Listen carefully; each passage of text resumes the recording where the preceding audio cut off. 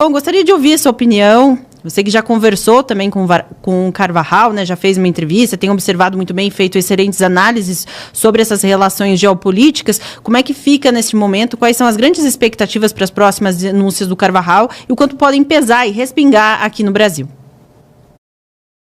Bom, essa carta que o Carvajal, né, fez endereçada ao presidente Trump tem um impacto muito grande. Ele já vinha colaborando intensamente com as autoridades dos Estados Unidos. Veja bem, o discurso de Marco Rubio, quando ele descreve tudo o que está acontecendo na Venezuela, em relação a Maduro, em relação ao Caribe, a Gustavo Petro, Colômbia, está tudo muito alinhado com as denúncias de Carvajal. Então, a gente já tem um reflexo muito interessante de tudo que ele trouxe para a mesa e que está, de fato, né, sendo útil nessa guerra contra o narcotráfico naquela região. Agora, quando ele faz essa carta, esse novo documento, né, que não é uma simples carta, ele coloca vários apontamentos importantíssimos sobre as relações do narcotráfico com outras questões, as questões diplomáticas, as questões, por exemplo, de espionagem. Ele colocou até a pauta das urnas da Smartmatic, que foram usadas como desinformação. Então, ele trouxe muitos assuntos além da questão do narcotráfico. E isso se torna fundamental neste momento. Por quê? Porque ele trouxe, por exemplo, uma nova informação de que o Cartel de Los Soles é um grupo narcoterrorista formado pelos generais chavistas sob o comando de Maduro, mas ele diz que esse cartel, ele nasceu em Cuba, nas reuniões de Cuba. Ele nasceu, é lá que foi desenhado, por exemplo, o plano de inundar os Estados Unidos com drogas, né, que seria a destruição dos Estados Unidos por dentro. Então, esse plano que nós atribuímos sempre à questão do Cartel de Los Soles, a Venezuela, a Maduro ter feito tudo isso, Carvajal traz um detalhe importante, ele fala, não, olha, isso foi executado, né, sob o comando de Nicolás Maduro, mas ele foi pensado, estrategicamente desenhado em Cuba. E nós sabemos, né, quem é o principal aliado de Cuba na América Latina? É Lula, né, o Brasil na figura de Lula. Né, o Brasil é quem foi o responsável pela criação do Foro de São Paulo, ou seja, Lula e Fidel Castro, que trabalharam em cima desse projeto, né, de dominação do nosso continente. E temos as outras figuras políticas intelectuais do PT, do grupo de Lula, como José Dirceu e tantos outros que estiveram em Cuba ao longo de todos estes anos. Então, o que nos parece que está ficando cada vez mais claro é que o que aconteceu, todo esse plano, né, de sequestro de poder na América Latina, que agora nós sabemos começou exatamente em Cuba, segundo o Carvajal está contando para todos nós, ele tem um componente muito importante, que é a participação de Lula, a participação da esquerda brasileira, que com um grande peso em toda essa estrutura. Né, nós tivemos aí ações que foram muito questionadas, como a abertura total do Brasil para receber os médicos cubanos e agentes cubanos. E veja que Carvajal descreve algo relevante no sentido da espionagem.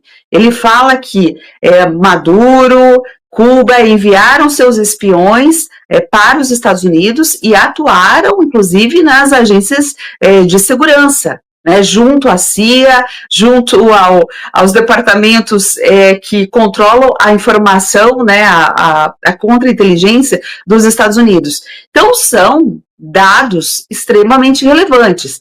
Que atinge Lula, eu acho que está claro. Né? Não é à toa que Lula corre para se reunir com Gustavo Petro no auge da crise, quando Trump diz que ele é o chefe do narcotráfico na América Latina. Lula estendeu o tapete vermelho para Maduro. Lula, então, esteve o tempo todo defendendo nos últimos anos Cuba em tudo que Cuba fizesse contra os Estados Unidos. Então, estava né, Lula e toda a esquerda brasileira reunida em Cuba no momento que foi desenhado esse plano para atacar, destruir os Estados Unidos de diversas formas, eu acho que está muito claro que o Brasil, em alguma medida, participou disso tudo.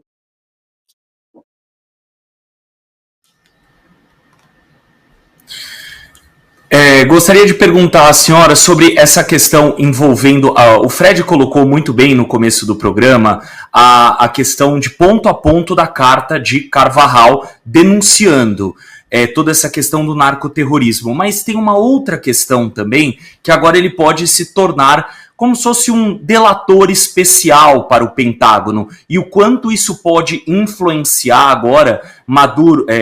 O presidente norte-americano Donald Trump já cercou todo o Mar do Caribe e agora ele fala de incursões terrestres. O quanto o Carvajal pode ser preponderante para essa nova fase de incursões americanas por terra?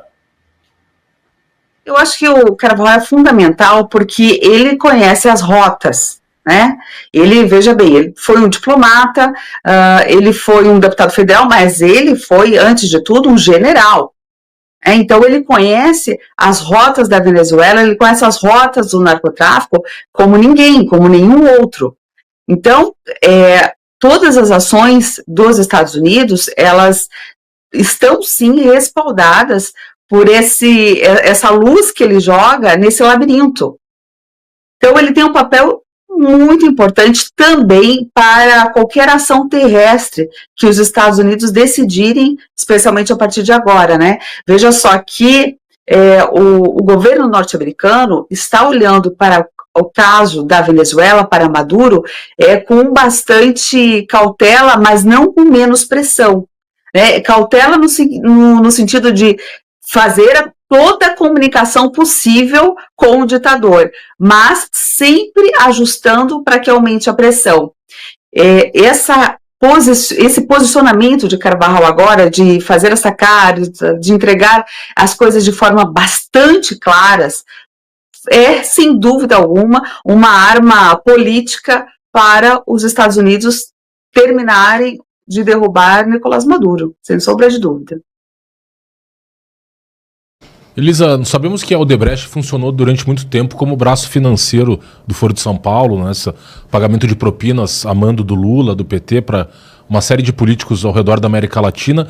Como é que a senhora vê esse movimento do Joesley Batista de tentar estabelecer um diálogo entre o Trump e o Maduro, tentar convencer o Maduro a renunciar ao seu mandato e eventuais implicações dessa relação do Joesley com o Trump para as sanções que foram aplicadas contra as autoridades públicas brasileiras? Bom, o Joesley Batista, ele tem acesso ao presidente Trump por causa das doações ao Partido Republicano e ao Partido Democrata. Eles fizeram essas doações para as campanhas, então, mais ou menos o que eles fizeram aqui na América Latina.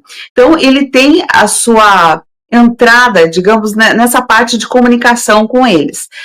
Creio que ele ter se oferecido para tentar uma intermediação junto a Maduro está diretamente relacionado com seus próprios negócios, com seus próprios interesses. Nós sabemos que, né, tanto o Joesley Batista quanto a questão do Maduro, do PT, estava envolvida, né, em escândalos profundos, detalhados pela Lava Jato em termos de corrupção. Bom, eles retomaram essas relações de forma surpreendente. Lula volta para o poder e Joesley Batista retoma essas relações com a Venezuela, seus negócios, né, e tudo começa a ir para frente.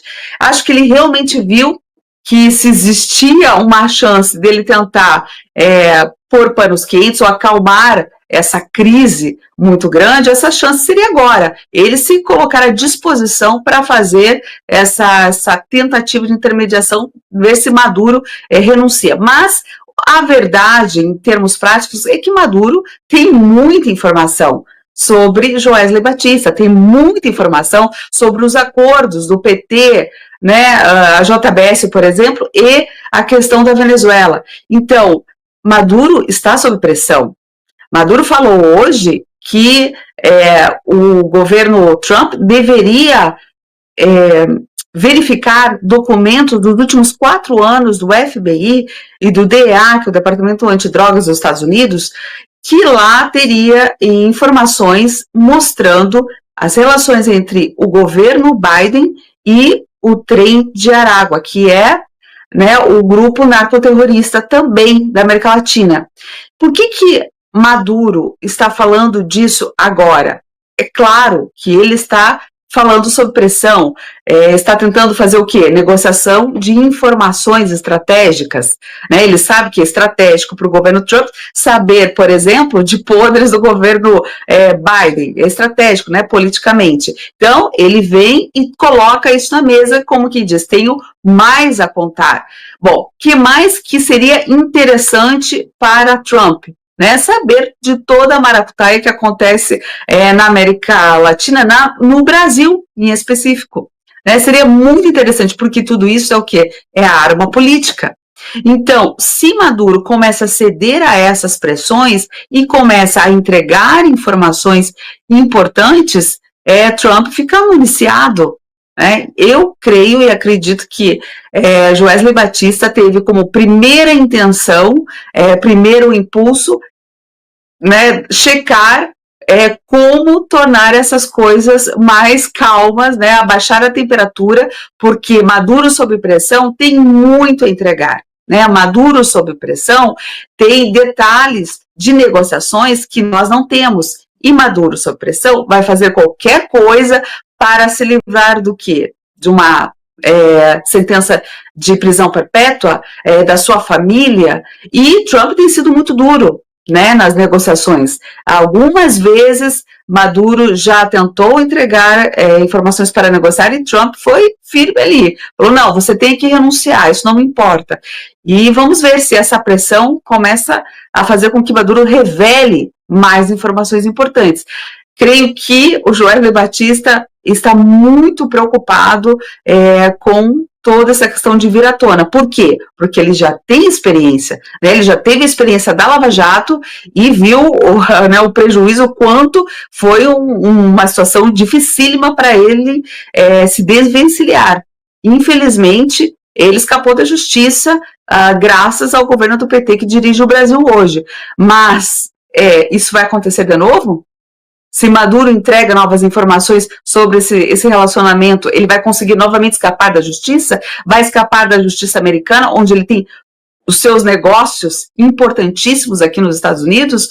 Ou será que Maduro, entregando mais informações do relacionamento de Joesley Batista com autoridades venezuelanas, com questões corruptas, isso vai impactar diretamente os seus negócios na América, levando em consideração que já existe uma pressão muito grande dos agricultores daqui dos Estados Unidos. Já existe uma pressão muito grande, por exemplo, do próprio Marco Rubio, que por muito tempo esteve à frente de uma cruzada contra a JBS nos Estados Unidos. Então, é uma situação bastante delicada para eles e eu imagino que eles estão bem preocupados. Só para finalizar, a senhora escreveu um livro com base nas entrevistas que fez com o Carvajal na Espanha. A senhora pretende estabelecer algum novo tipo de contato com ele para trazer mais informações, considerando que o senhor, né, tanto a senhora quanto ele estão nos Estados Unidos?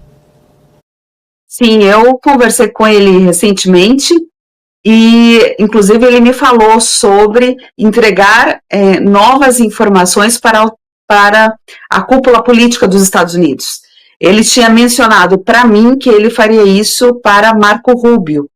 E parece que ele deu um passo acima, né? Ele entregou, então, diretamente para o presidente Trump. Parece que isso vai se tornar uma ação com muitas consequências ainda.